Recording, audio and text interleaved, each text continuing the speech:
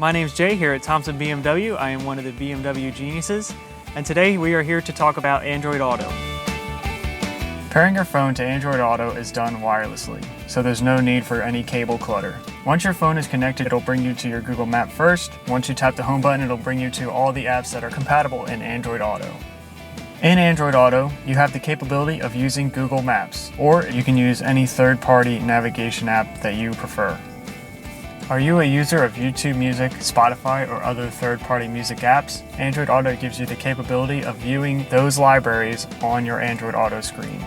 Utilizing Google Assistant gives you the option of making calls or sending text messages all hands-free. Lastly, for other compatible apps, just search Android Auto in the Play Store. And that was a quick look into Android Auto. If you have any questions about your Android Auto or any other technology questions about your BMW, feel free to stop on in and ask for some help.